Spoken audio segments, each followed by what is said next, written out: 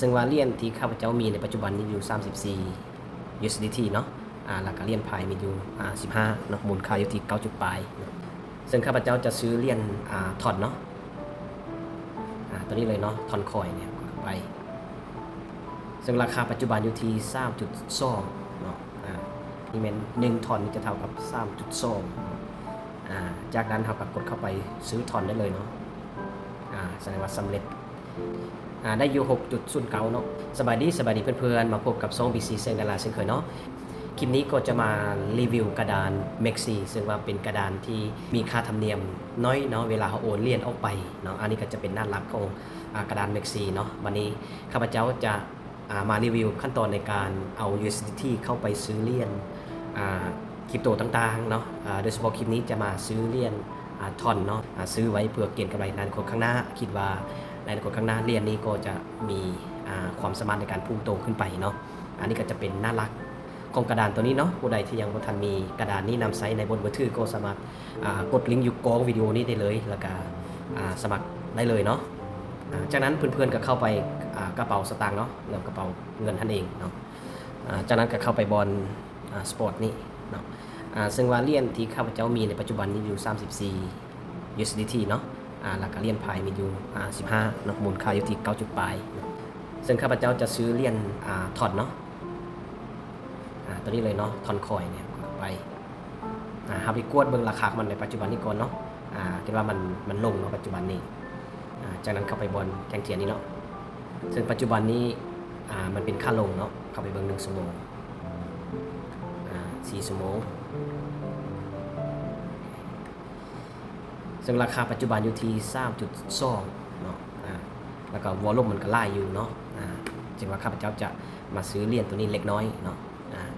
ซึ่งว่าปัจจุบันนี้ข้าพเจ้ามีอยู่34เนาะครับก็มาเลือกราคาปัจจุบันราคาตลาดเลยเนาะข้าพเจ้าจะซื้ออยู่ที่$20เนาะข้าพเจ้าจะซื้ออยู่$20เนาะราคาปัจจุบันนี้เป็น1ถอนนี่จะเท่ากับ3.2จากนั้นเราก็กดเข้าไปซื้อถอนได้เลยเนาะแสดงว่าสำเร็จเหรียญปัจจุบันมีอยู่14เนาะนะครับกดกลับคืนบนเนาะเข้าไปบนได้อยู่ 6.09 เนาะ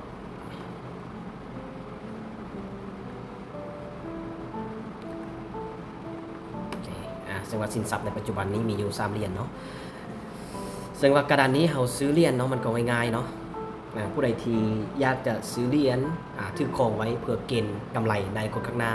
ก็สามารถโอน USDT เข้ามาแล้วก็ซื้อได้เลยเนาะวันนี้ถ้าอยากโอนออกเนาะตัวอย่างว่าเขาจะโอน USDT ออกไปเขากดเข้าไปจากนั้นเขากดบนท่อนเนาะ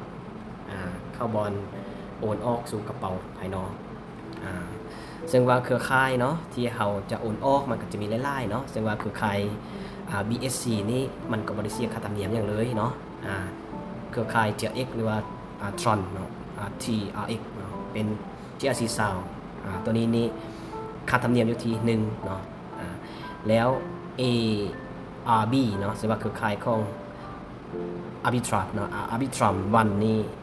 ค่าธรรมเนียมอยู่ที่ 0.1 เนาะแสดงว่าน้อยโดยเฉพาะถ้าเราโอนออกไป Binance เนาะเราจะเสียค่าธรรมเนียมน้อยเนาะแล้วก็ค่าคือเครือข่ายของตัวนี้เนาะจะเสียค่าธรรมเนียมที่ 0.03 ถือว่าน้อยอย่างลีเนาะจะเครือข่ายของอีเธเรียมก็ 0.5 เนาะส่วนเครือข่ายของทอนคอยเนาะทอนคอยนี่ก็บ่มีค่าธรรมเนียมเนาะซึ่งว่าเข้ามาเบิ่งแล้วเนาะก็คือการที่เราโอนจากกระเป๋านี้ไปหากระเป๋า Binance ก็สิว่ามันใช้ค่าธรรมเนียมที่ว่าน้อยที่สุดเนาะคิดว่ามันก็สะดวกสบายอยู่เนาะซึ่งว่าใช้กระดานใดก็สะดวกสบายอยู่หั่นแหละเนาะผู้ใดที่ว่าอยากจะซื้อเหรียญต่างๆก็เข้ามาศึกษาเบิ่งแล้วก็